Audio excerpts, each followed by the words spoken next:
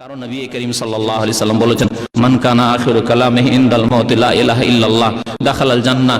যেই ব্যক্তির শেষ বাক্য হবে, মান কানা আখিরু কালামিহি, যার শেষ বাক্য হবে মওতের সময়, মৃত্যুর সময়, লা ইলাহা ইল্লাল্লাহ, আল্লাহ তোমার ছাড়া আমার কোনো মাবুদ নেই, সত্য মাবুদ, আল্লাহ তোমার ছাড়া কোনো বারহাক মাবুদ নেই, একমাত্র তুমি হক মাবুদ, আল্লাহ তোমারই একমাত্র ইবাদত বন্দেগী করি, এর অঙ্গীকার করছি, স্বীকার করছি আল্লাহ, এবং তোমার ইবাদতে কোনো রকমের গাফিলতি, অবহেলা, শিথিলতা করব না, 4 ওয়াক্ত করে দিব না 5 ওয়াক্তকে।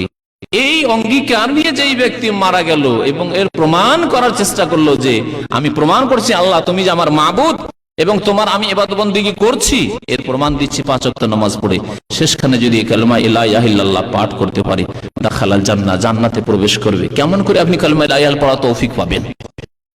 যখন তখন 5 মিনিট 10 মিনিট পর পর মুখে সিগারেট থাকবে আর ভাবছেন যে আমি মওতের সময় লা ইলাহা ইল্লাল্লাহ পড়তে পারবো? আপনি প্রত্যেক রাত্রে আপনি ফিল্ম দেখবেন, আর আপনি খেতে বসলে আপনার টিভি অন করতে হবে, তারপরে খাওয়া দাওয়া শুরু হবে, ঘরে ঢুকলে প্রথম কাজ হচ্ছে টিভি চালু করা, আজকালকার অধিকাংশ মুসলিমদের অবস্থা।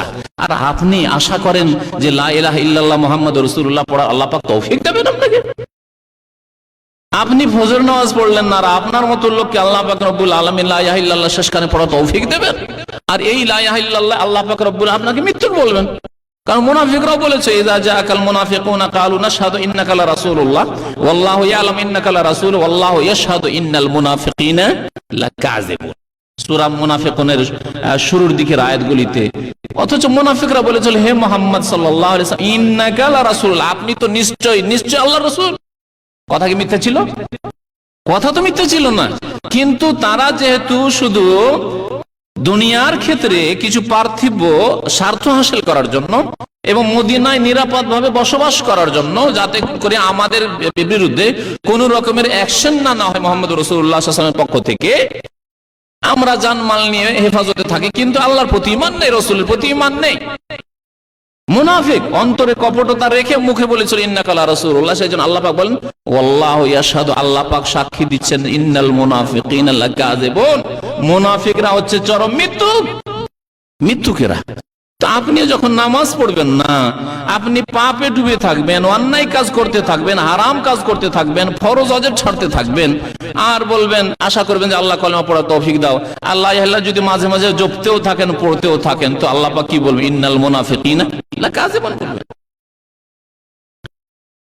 তো মওতের সময়কে সুন্দর করতে হলে কালেমা লা ইলাহা ইল্লাল্লাহর সাক্ষী যেন আল্লাহ পাক দেওয়ার তৌফিক দান করে মওতের আগে, এর জন্য সব সময় ভালো অবস্থায় নিজেকে রাখার চেষ্টা করতে হবে।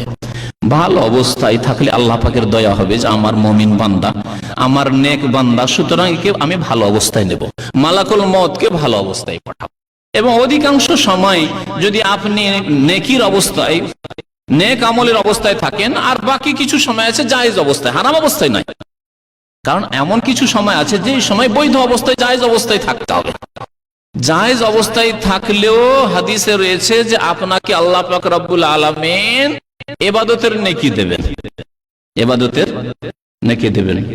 একটা লোক যদি ইবাদতের নিয়ত নিয়ে ঘুমায় যে আল্লাহ যদি রাতে উঠার তুমি তৌফিক দাও, আল্লাহ তুমি তৌফিক দাও, আমি চেষ্টা করব, আর উঠে আমি তাহাজ্জুদ পড়বো, উঠে আমি 2 রাকাত নামাজ পড়বো, আল্লাহ তোমাকে আজকে ডাকবো, তোমার কাছে দোয়া করব, এই নিয়ত নিয়ে শুয়েছেন। আপনি রোজা রাখেন, আপনি নামাজ পড়েন, আপনি সুন্নত নফল নামাজগুলি নিয়মিত ভালো করে পড়েন, ফরজ তো পড়েননি, মুসাফির হলেন, সফরে গিয়ে আপনি সুন্নত পড়তে পারলেন না, সফরে গিয়ে আপনি কসর করলেন, সফরে গিয়ে আপনি অনেক ক্ষেত্রে অনেক ইবাদতে আপনার দুর্বলতা, পারলেন না আপনি সফরের কারণে বা অসুস্থতার কারণে। নবী করিম সাল্লাল্লাহু আলাইহি ওয়াসাল্লাম বলেছেন, সুস্থ থাকা অবস্থায় এবং মুকিম বাড়িতে থাকা অবস্থায় যে সব নেকি করতে, সবগুলি নেকি সে পেতে থাকবে। ওই রকমই আপনি যদি নেকির নিয়ত নিয়ে থাকেন, আল্লাহ পাক নেক অবস্থায় আপনাকে নেবেন, এবং নেকি হইতে আছে জায়েজ অবস্থায় থাকলেও।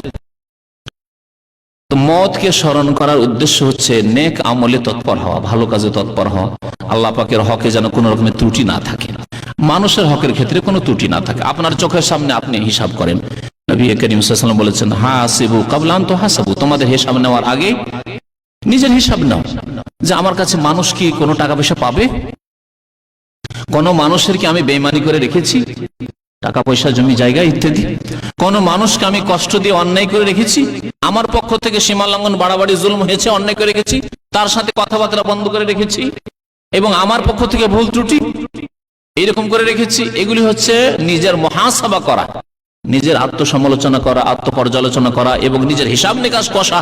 তোমাদের হিসাব নেওয়ার আগেই জানেন মওতের সাথে সাথে কবরে যখন পৌঁছে দেওয়া হবে হিসাব শুরু হয়ে যাবে, আল্লাহ পাকের কাছে হিসাব হবে, সংক্ষিপ্ত হিসাব শুরু হবে। তার আগে নিজের হিসাব করে নাও, কারণ আমল বন্ধ হয়ে গেছে, মওতের সাথে সাথে আমল বন্ধ হয়ে গেছে। আল্লাহ পাক রব্বুল আলামিন যেন আমাদেরকে নেক আমলের তৌফিক দান করেন। আল্লাহ পাক আমাদের গুনাহ খাতা যেন মাফ করেন, আমাদের খাতেমা বিল খাইর করেন, শেষ অবস্থা যেন আল্লাহ পাক আমাদের ভালো করেন। আল্লাহ তোমার দরবারে তওবা করে ফিরে আসার আমাদেরকে তৌফিক দান করো। আল্লাহ আমাদের গুনাহ খাতা তুমি মাফ করে দাও। আল্লাহ আমাদের মাতা পিতার গুনাহ খাতা মাফ করে দাও, আমাদের আত্মীয় স্বজনদের গুনাহ খাতা মাফ করে দাও। মুসলিম ভাই বন্ধুদেরকে আল্লাহ তুমি হিদায়াত দান করো। আল্লাহ যারা বিভ্রান্ত হয়ে রয়েছে, গুমরাহ হয়ে রয়েছে, পাপে ডুবে রয়েছে, শিরক বিদআতে রয়েছে, আল্লাহ মুসলিম উম্মতকে তুমি হিদায়াত দান করো। আল্লাহ আমাদেরকে শেষখানে লা ইলাহা ইল্লাল্লাহ মুহাম্মাদুর রাসূলুল্লাহ পড়ার তৌফিক দান করো। আল্লাহ আমাদেরকে সকলকে জান্নাতুল ফিরদৌস দান করো। আল্লাহ আমাদের কবরের জীবনকে সুখী করো।